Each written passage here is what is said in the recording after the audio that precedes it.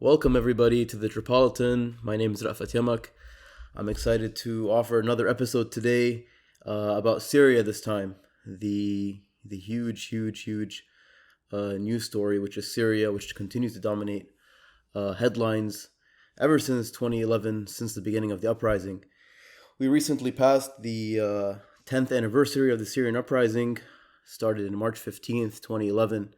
Until today, the issue remains unresolved. There continues to be violence inflicted on the Syrian people, primarily from the so-called Syrian government.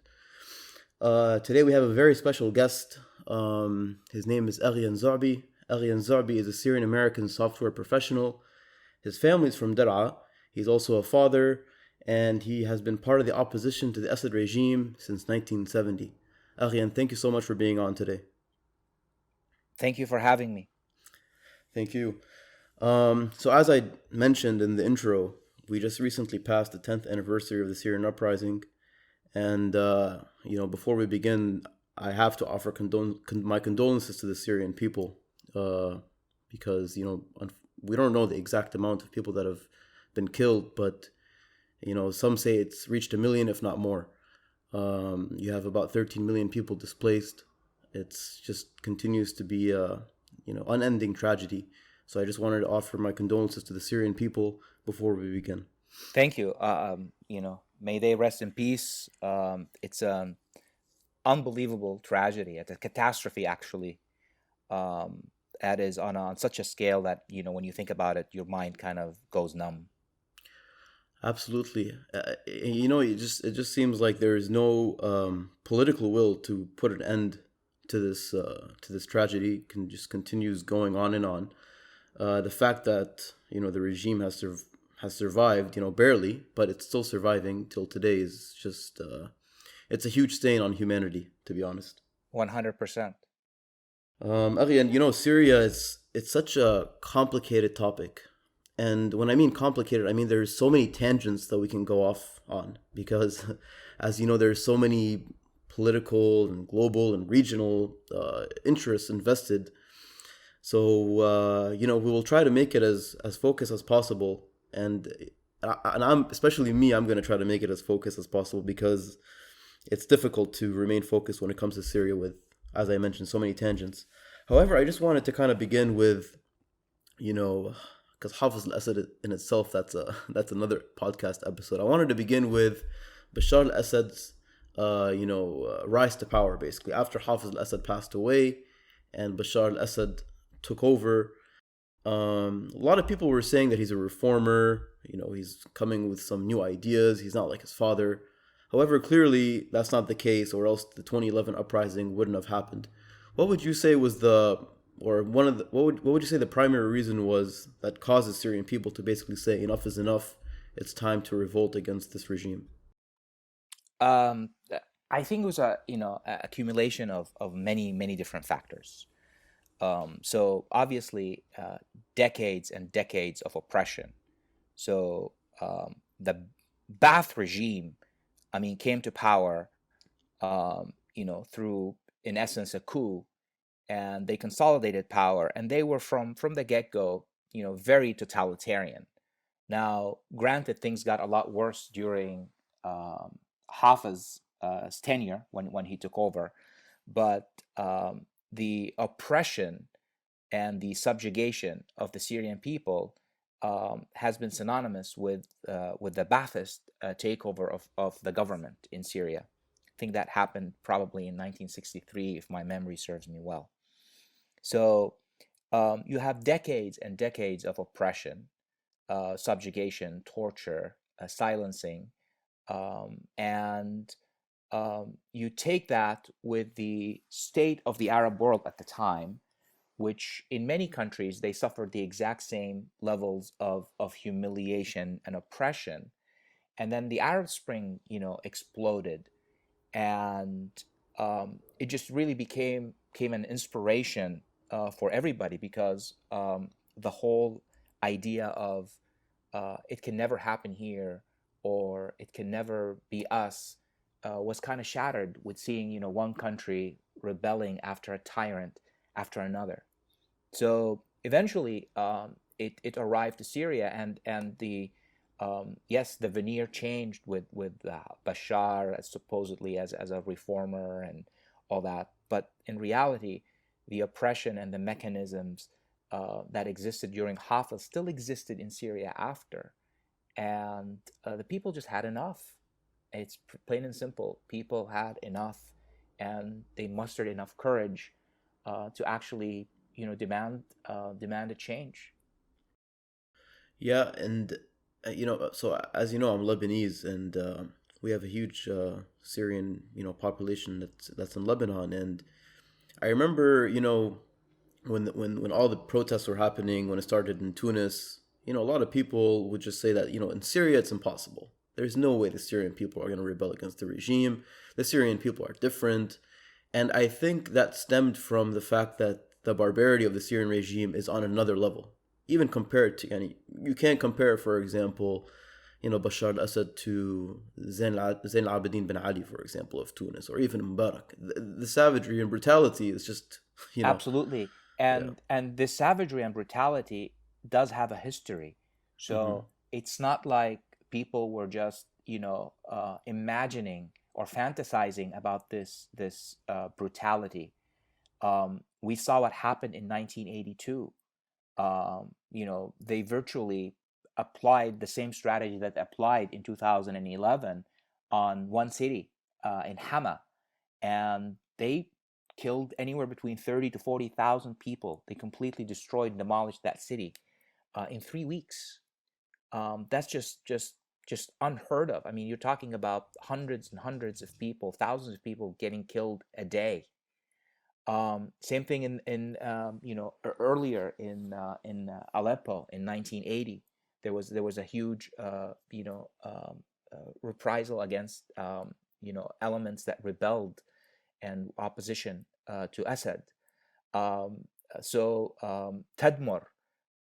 the massacring of hundreds and hundreds of political prisoners in jail there. So um, a well documented history, a rich history of torture by regime, where you have well known techniques and well known torture chambers throughout Syria and Damascus that have been subject to human rights reports. So the people know, the people understand, and they've seen firsthand what this regime has been capable of. I mean, until now, up until the uprising, to be honest, people couldn't even talk about Hama, and they were referred to it as Ahdas Hama, like the situation in Hama. Like nobody could even utter the fact that Hama was destroyed and killed, and because it was such a taboo, you couldn't even acknowledge the massacre that took place. That's how much fear and oppression existed in society for decades. Right. And even till today, you still have people that are, the byproduct of what happened in Ham. A lot of people that escaped, that managed to escape with their lives, till today, they haven't been back to Syria since the 80s because, they're fearful of being, incarcerated and put in prison and tortured. So it's just insane to me. And I'm fearful that this model will be applied with the 13 million Syrians internally displaced and outside of Syria, that they'll never be able to come back if this regime, remains. I am 100% with you. There is absolutely no reason to believe or trust this regime. And, why would you want to come back to those that destroyed you, killed you, and tortured you, and humiliated you? It makes absolutely no sense. I mean, these people have lost everything. And on top of it, you want them to come back to a situation that's even dire and worse than it was prior to the revolution. It just makes absolutely no sense to me. 100%. Yes. And, when you look back at 2011, which seems like, 2011, I was a senior in high school. And I remember, and it just seems like a lifetime ago when it began. The protests. And obviously, the way that it started, I mean, the way that it was reported, at least, it actually started in your hometown, right? In your hometown province of Dara. Yes. when which you can, if you don't mind going into a bit of detail about how it actually began, in Dara. So, see, I remember, getting bits and pieces of what was happening um, before the actual uprising started. So the uprising started in Dara on March 18th. So what I recall was, relatives, telling us that they arrested a number of students. They were in elementary and junior high. So we're talking about kids anywhere from 10 to 14 years old, because they wrote on the wall of the school, um, it's your turn يا دكتور, جايك الدور يا دكتور, and الشعب يريد إسقاط النظام, the people want to follow the regime. This is the famous slogan that was developed during the Arab Spring. Right. So the regime's response to this was by arresting these children, and they proceeded to torture them. I'm talking about they removed their fingernails Yeah. and beat them up. Um, so when the parents went, inquiring about the state of their children, and these children were gone for a long time. I'm talking about a couple of weeks. Just imagine you have a 10-year-old kid or an 11-year-old kid, and they just are arrested, and you know what they do to people that they arrest. So that kind of was the tipping point. And eventually that caused the people to protest, and the regime's response to the initial protest was shooting and killing. So I think 2 people were killed the first protest ever. And what happened was, there was a funeral after those people that were shot, and then the funeral turned into a protest, and then they shot and killed everybody else. So it kind of became a downward spiral, and Dara became the epicenter of the revolution.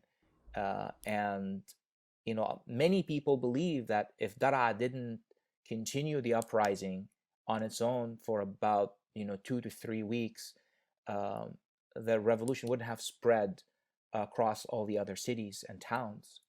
But Dara really held the fort and was the spark, and eventually it just spread everywhere.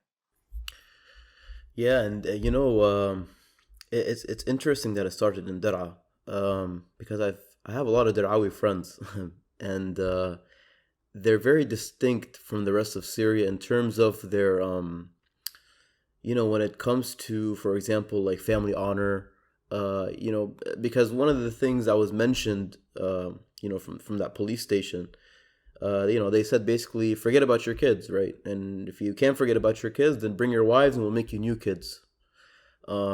Just the despicable behavior that we're all accustomed to when it comes to the Yeah. Assad regime, and they said that to the wrong people.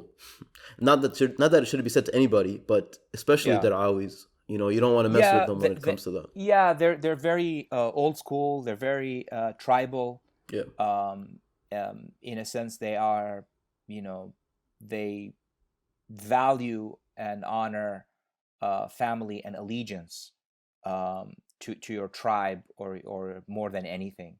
So by like you said, attacking the honor, it kind of it pushed people over the limit.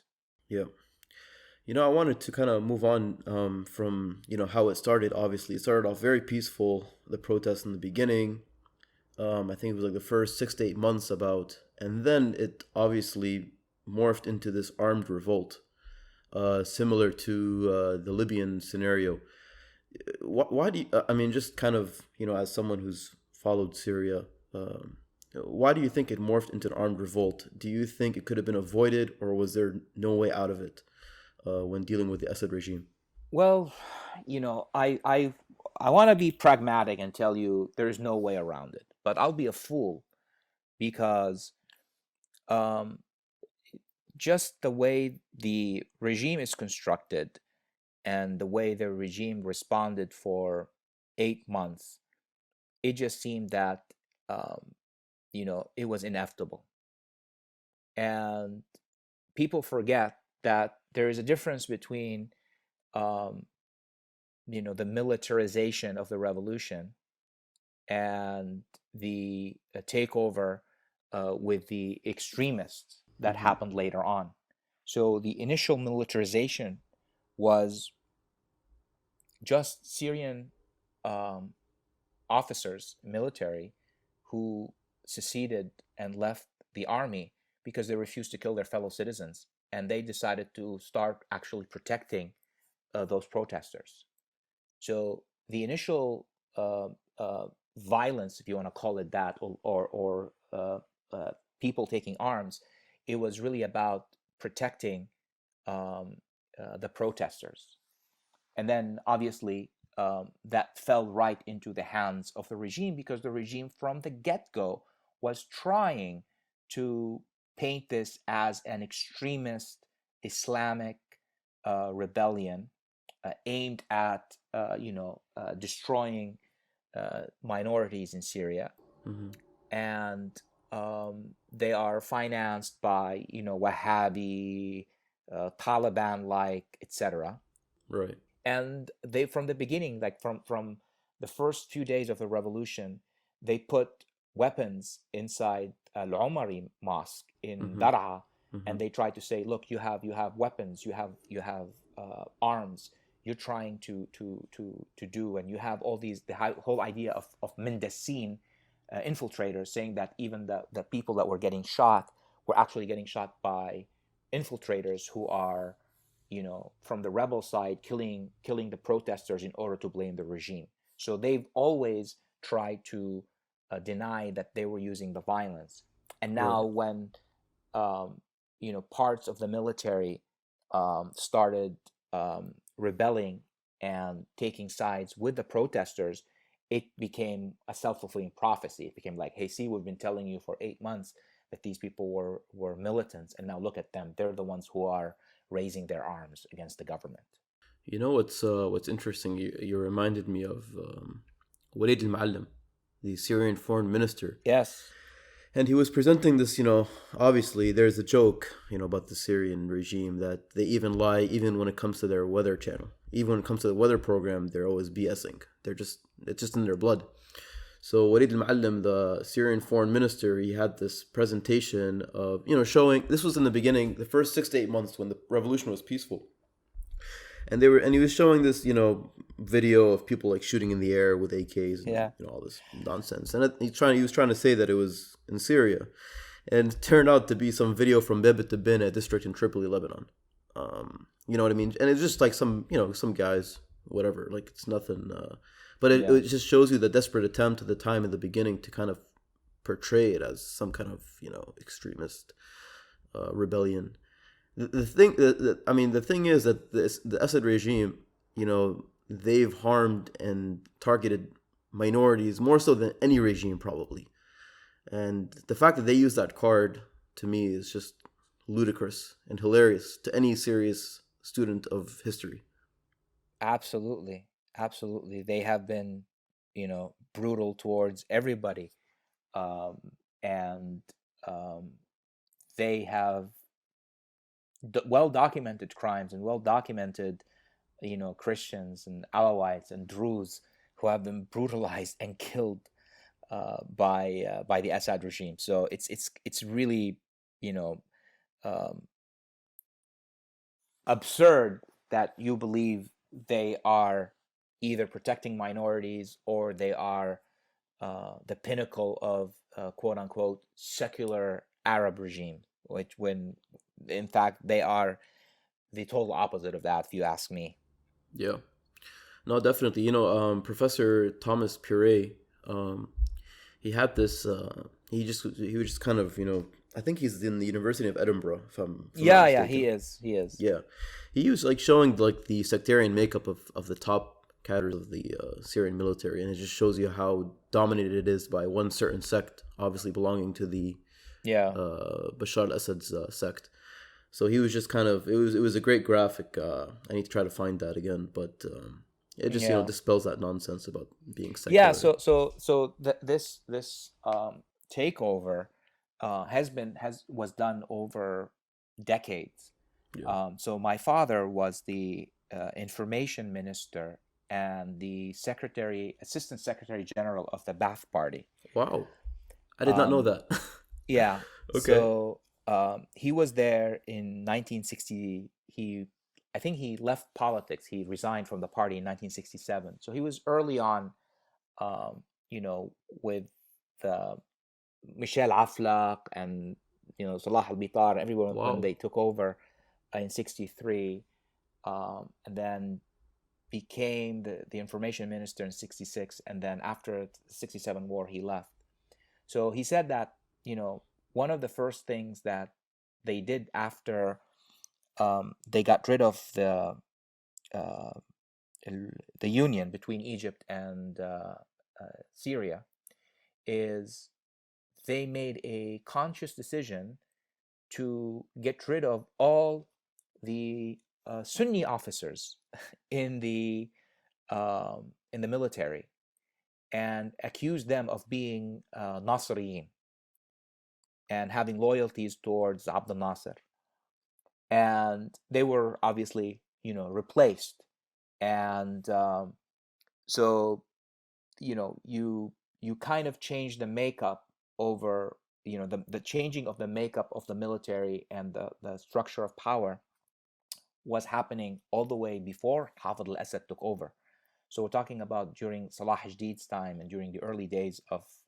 However, according to my father, because they were such naive, idealistic, young uh, people, Yeah. they wouldn't even contemplate and think about it that this is a sectarian takeover or that they're changing the sectarian makeup of the military and power structure because he would look down at himself as being sectarian for even thinking that. They're like, no, no, no, that's not what's happening. They're not Hmm. doing this because these people are this way and they're putting people this way. I don't want to think that way because that will make me sectarian if I'm thinking that way.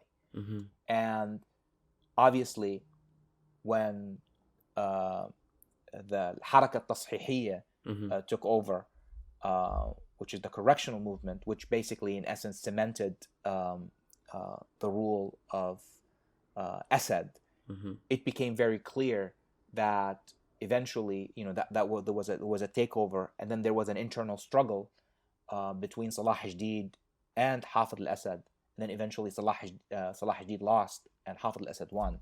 Right. So it's kind of like a transitional, step-by-step takeover that when it happened, they didn't even notice until it was too late, and then by then they had control of all the vital power structures and elements within the government, and it was a little too late to do anything about it.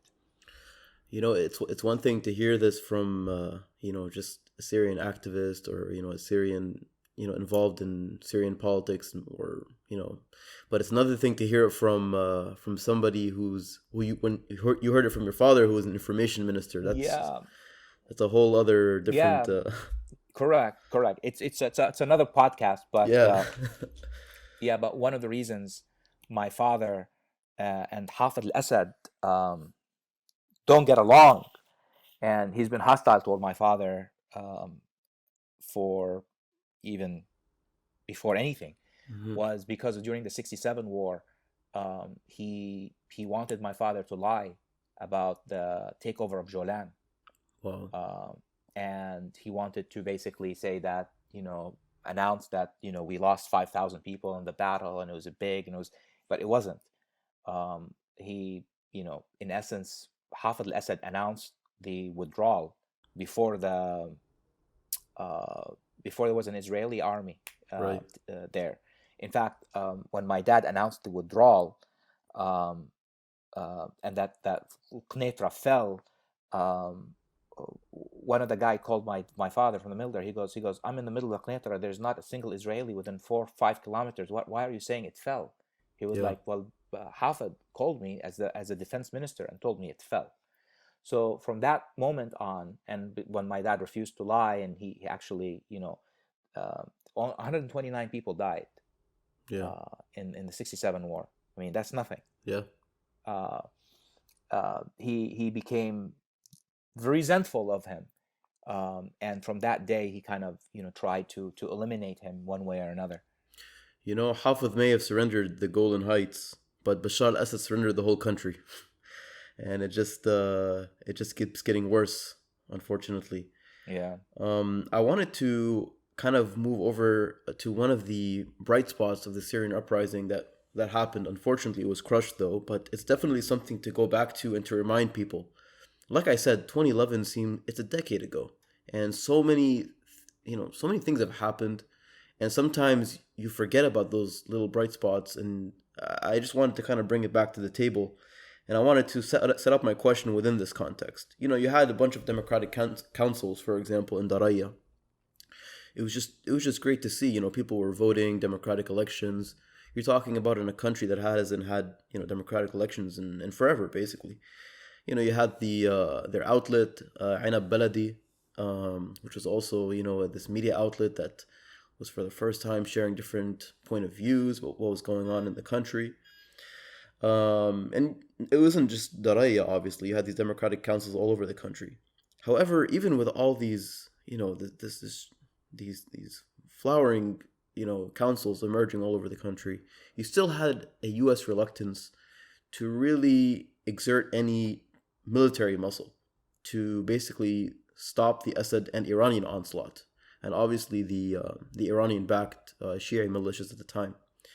Why do you think this is the case? Why do you think the U.S. was so reluctant, and just especially after the Ghouta 2013 chemical attacks? Why do you think they didn't exert that same military muscle that they exerted in Libya? So, in my opinion, that was completely 100% Obama's prerogative. Mm-hmm. Obama was adamant about basically being the anti-Bush. So whatever Bush did, I did the opposite. So he was very haunted by Bush's legacy and trying to cement his own legacy as being somebody who wasn't like George Bush. Mm-hmm. So in his opinion, the greatest achievement would be to disarm Iran from the potential nuclear weapons, Mm-hmm. and to show like, hey, Obama, did to Iran peacefully what Bush did to Iraq through military, end up causing another monumental catastrophe in the 21st century by killing again hundreds of thousands and causing millions of refugees and destroying a country. Yeah. So the price of that legacy was sacrificing Syria, because Iran would never give up Syria, would never give up Assad. So basically, the Syrian revolution became a bargaining chip where it became a de facto understanding that, wink, wink, we'll let you do whatever you want to maintain the situation, and just sign the treatment, the treaty. Yeah. So there's that aspect, and then there's the aspect of this, the general, um, you know, phobia of democracy. So I mean, they tell you that they're afraid of Islamist takeover, but they're really not afraid of an Islamist takeover. They're afraid of a democratic takeover. Mm-hmm. And you saw that in the entire region. Every revolution was fought with a bitter counter revolution. Egypt is the biggest example.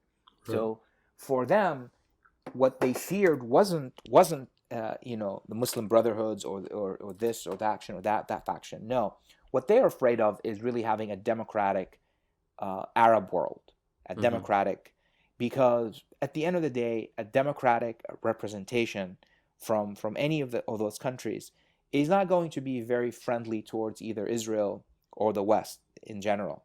Mm-hmm. And they're afraid of that, and they don't know what the consequences or the side effects of having such things.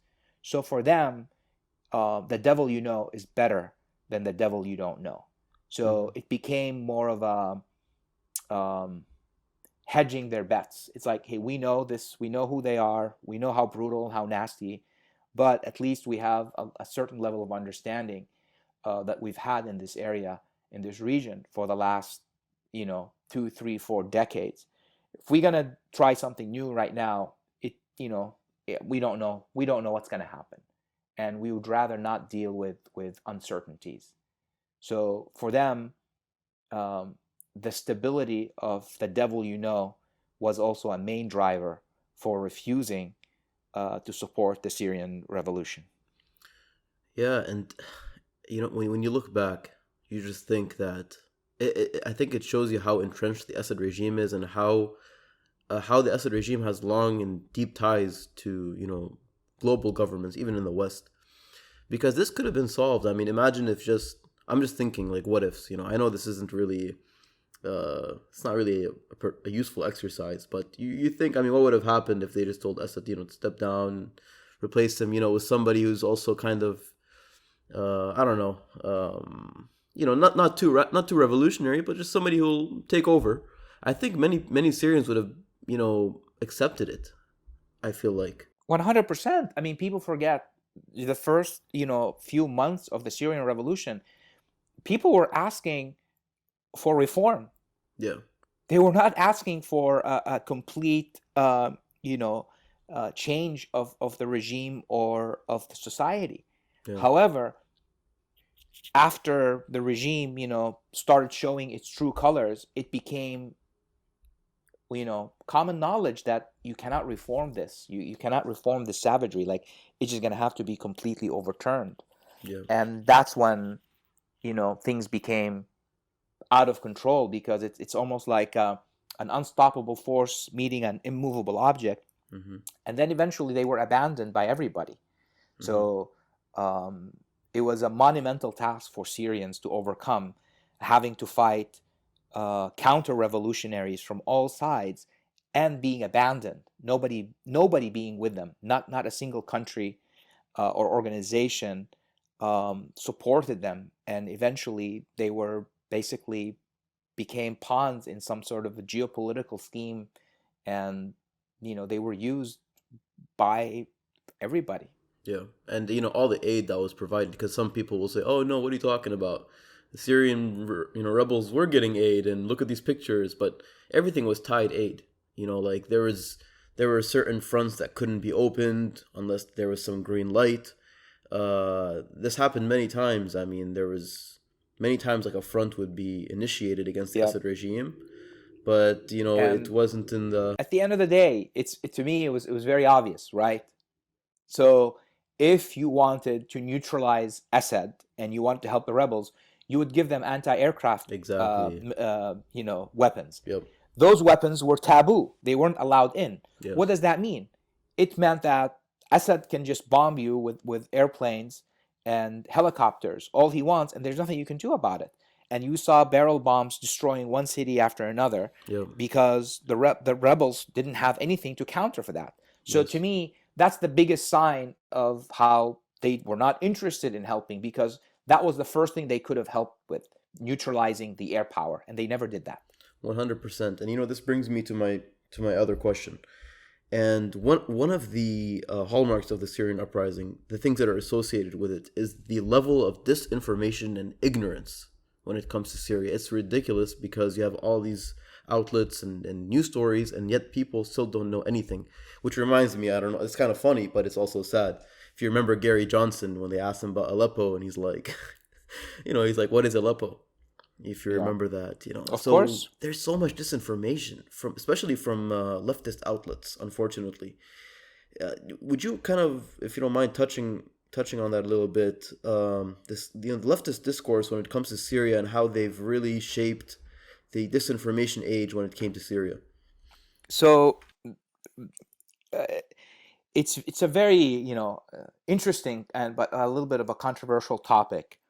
But there's a lot of, misguided convictions among the left, and a lot of them are centered around American exceptionalism. So if the U.S. takes stance A, then we assume this is the wrong stance, and we're going to oppose it.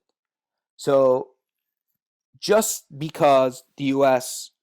stood, even though they never actually supported fully, they gave the rhetoric, and there were some elements within the government like McCain. They were, pro-Syrian rebels or pro-Syrian revolution. They were asking for Bashar to resign, etc. That was good enough for them to take the contrarian stance that means Assad is good. Yeah. So it's such an elementary position to take. It's very juvenile. It's very juvenile. So that's number one.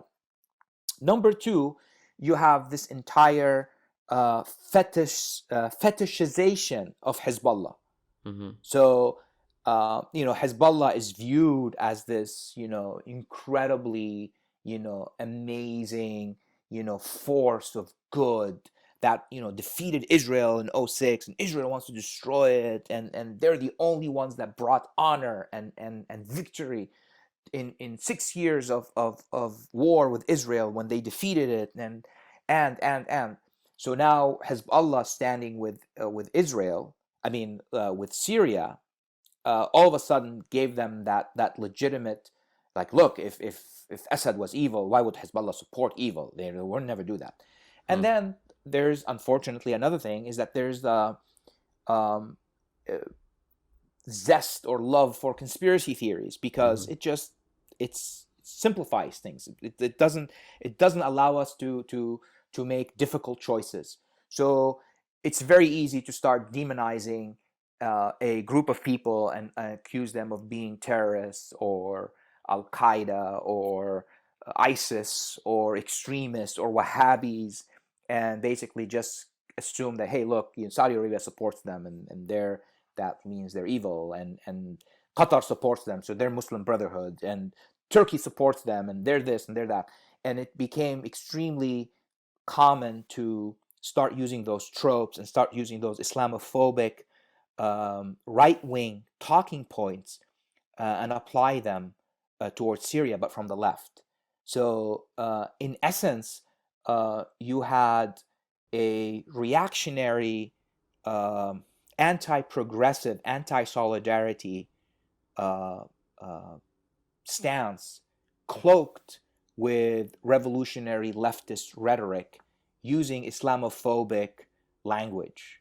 So it's kind of like a very unique, but it turned out it's not really that unique, because this is the same stance that took place in Bosnia in the 90s.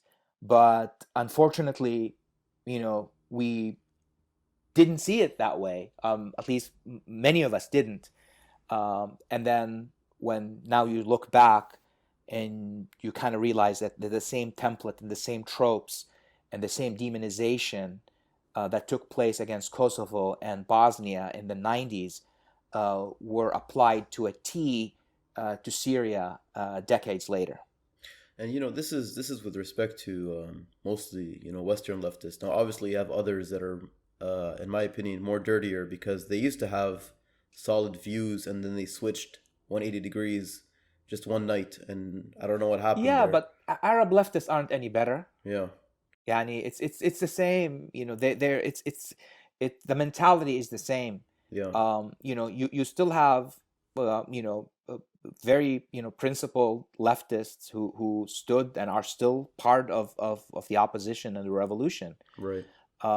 But these people, they are not seen as leftists. They're not seen as in fact, they're demonized. Mm-hmm. They're attacked. Like Yassin al-Hashtaleh is attacked. Subh al-Hadidi is attacked. Right. George Sabra is attacked. Right. And these are all, you look at them, Salam Akile, Palestinian Marxists. So you look at them, these are all leftists. These are all, communists, Marxists, whatever. They all stood with the Syrian revolution. They stood against Assad.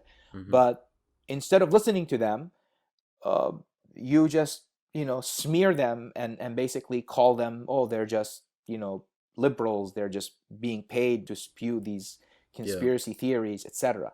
So Yeah. it's very, very disheartening, watching the discourse unfold, that I can't remember a situation worldwide where you had a united front between the extreme right and the left, Right.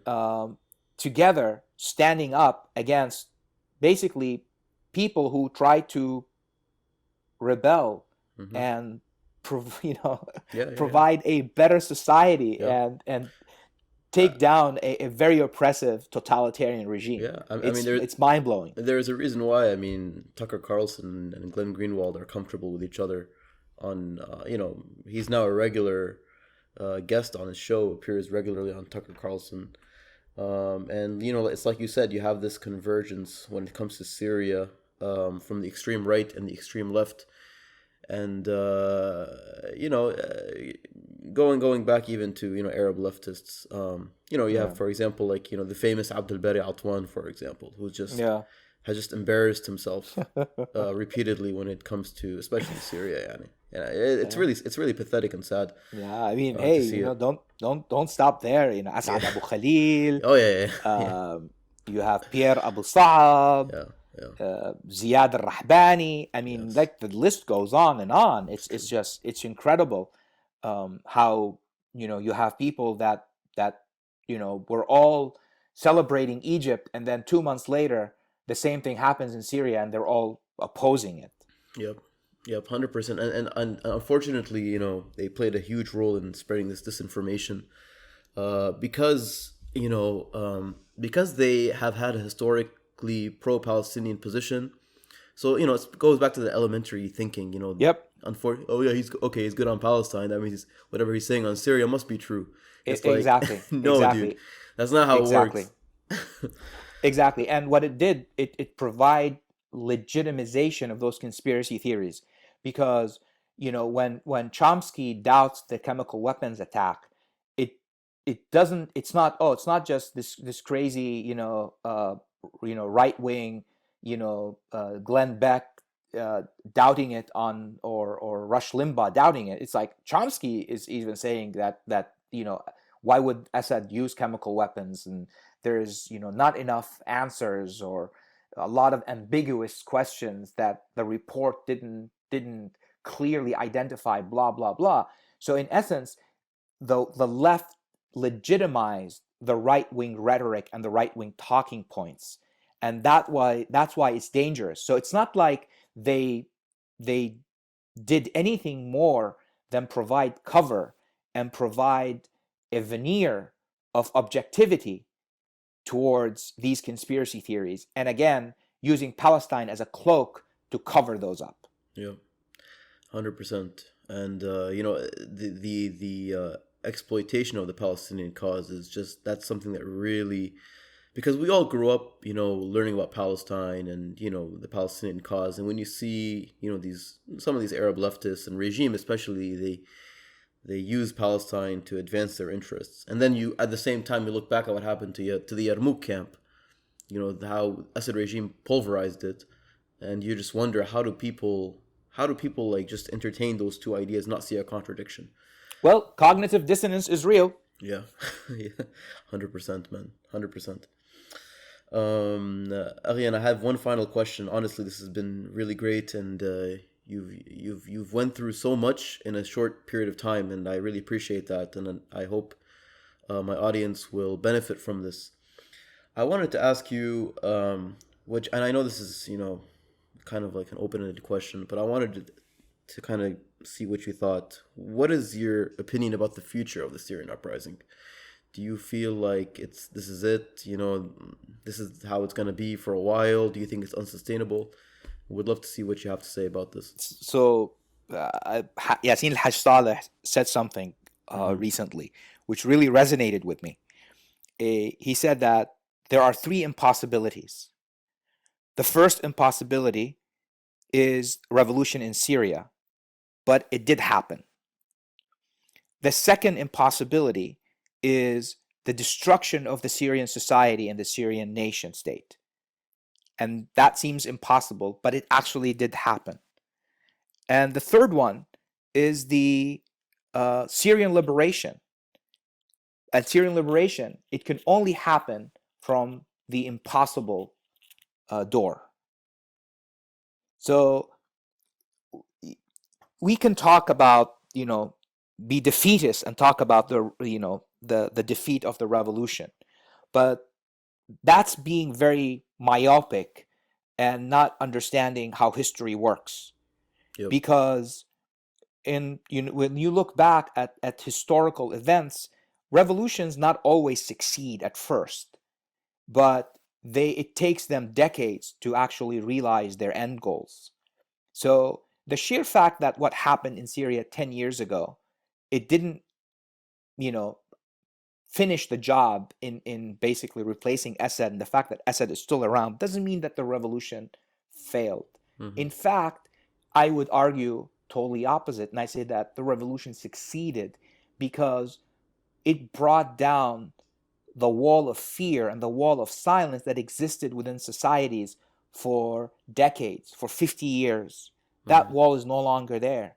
You have now a huge portion of Syrians that have experienced freedom, even though it was briefly, and they know the taste of that. And people, once you have the taste of that, you never want to go back.